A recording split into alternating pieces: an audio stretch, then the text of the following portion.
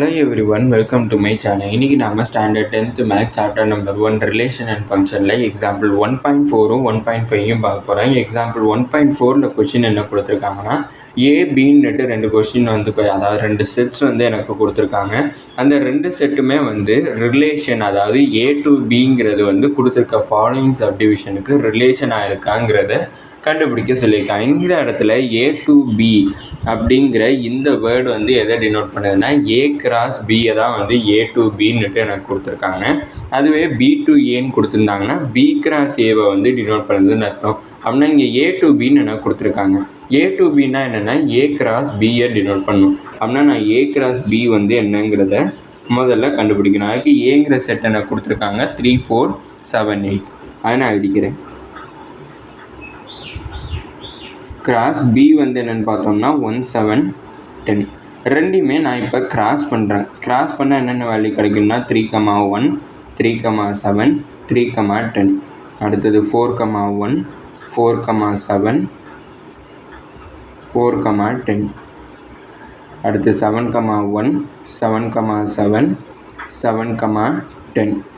அடுத்தது 8 1 8 7 8 10ன்னு எனக்கு கிடச்சி. இதான் எனக்கு A கிராஸ் பி.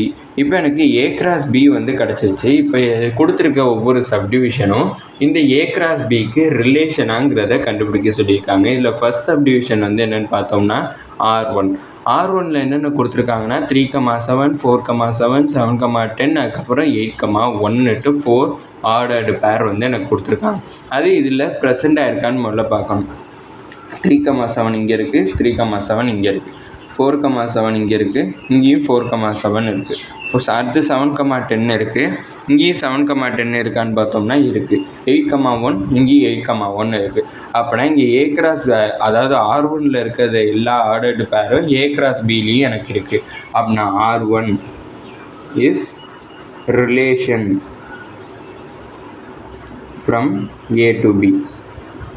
இப்போ ரிலேஷன்னா என்னன்னு தெரிஞ்சிருக்கும். A கிராஸ் பியில் அதாவது R1ன்னுட்டு அவங்க கொடுத்துருக்கக்கூடிய செட்டில் இருக்கக்கூடிய எல்லா விதமான ஆர்டர்டு பேர்ஸும் நம்மளுக்கு A கிராஸ் பியில் இருந்துச்சுன்னா அதுதான் வந்து ரிலேஷன்.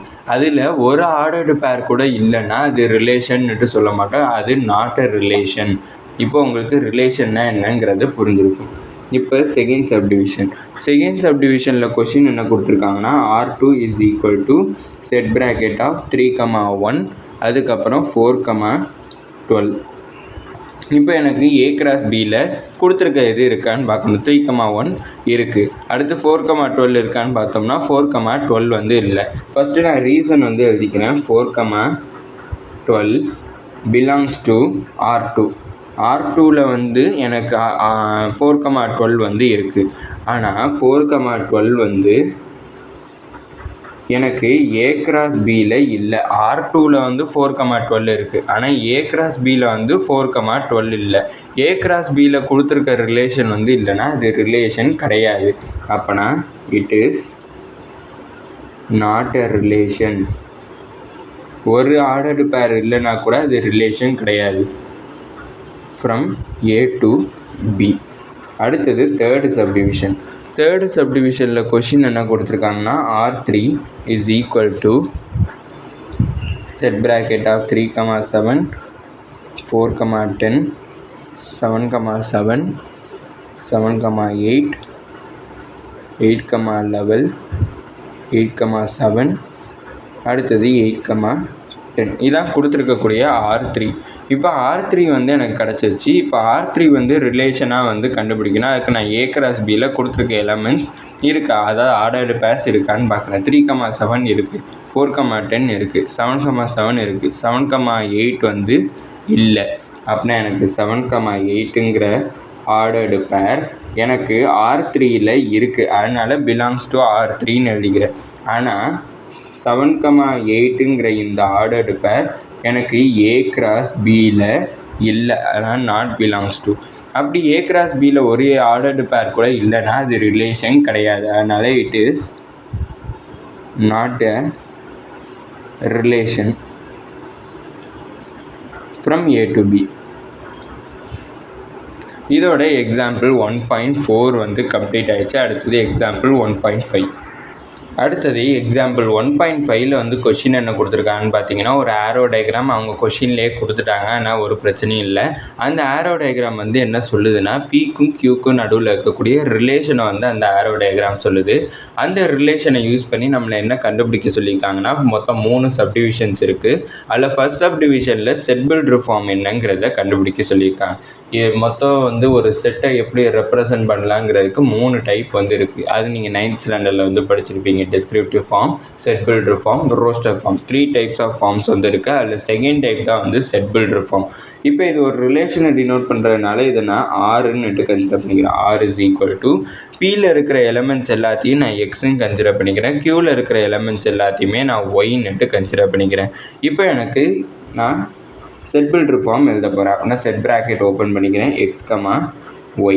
இங்கே எக்ஸ் கமா ஒய்ங்கிறது எதை டினோட் பண்ணுதுன்னா, எக்ஸுங்கிறது பியில் இருக்கிற எலமெண்ட்ஸ் எல்லாத்தையும் எக்ஸ்ன்னு டினோட் பண்ணுறோம். அடுத்து கியூவில் இருக்கிற எலமெண்ட்ஸ் எல்லாத்தையுமே ஒய்ன்னு டினோட் பண்ணுறோம். நான் X comma Y such that.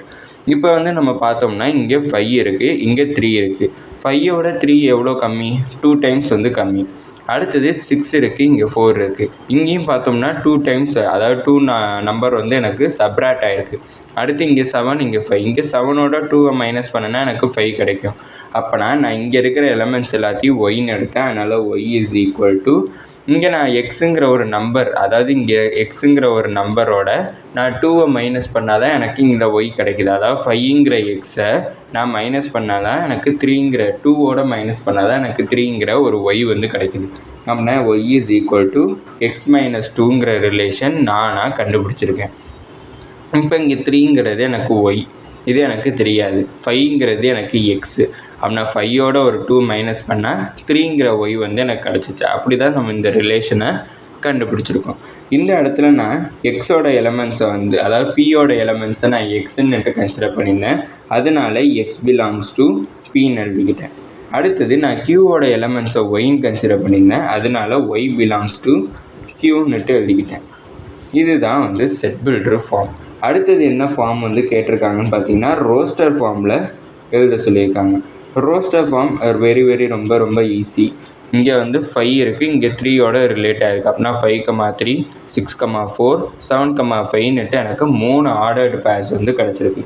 அப்படின்னா 5,3, 6,4, அடுத்தது 7,5. இதான் வந்து ரோஸ்டர் ஃபார்ம். அடுத்தது வந்து என்ன கண்டுபிடிக்க சொல்லியிருக்காங்கன்னா, find what is domain and ரேஞ்சுன்னு கேட்டிருக்காங்க. What is domain and range. இந்த இடத்துல டொமைன்னுட்டு பார்த்தோம்னா, இந்த அதாவது பியில் இருக்காது, இது வந்து லெஃப்ட் சைடு, இது வந்து ரைட் சைடு. லெஃப்ட் சைடில் இருக்கிறத டொமைன்னுட்டு சொல்லுவோம், ரைட் சைடில் இருக்கிறத ரேஞ்சுன்னுட்டு சொல்லுவோம். இப்போ லெஃப்ட் சைடில் எனக்கு என்னென்ன மேப் ஆகிருக்கு? 5, 6, 7 தான் வந்து இங்கே இருக்கிறதோட மேப் ஆகிருக்கு. அப்படின்னா 5, 6, 7 தான் எனக்கு டொமைனாக இருக்கும். அப்படின்னா டொமைன் இஸ் ஈக்குவல் டு 5, 6, 7.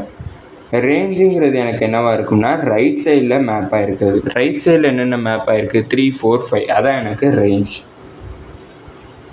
இந்த 3 சப்டிவிஷன் தான் கண்டுபிடிக்க சொன்னாங்க. அதை நம்ம கண்டுபிடிச்சிட்டோம். இதோட இந்த வீடியோ முடிஞ்சிச்சு. மறக்காமல் நம்ம சேனலை சப்ஸ்கிரைப் பண்ணி சப்போர்ட் பண்ணுங்கள்.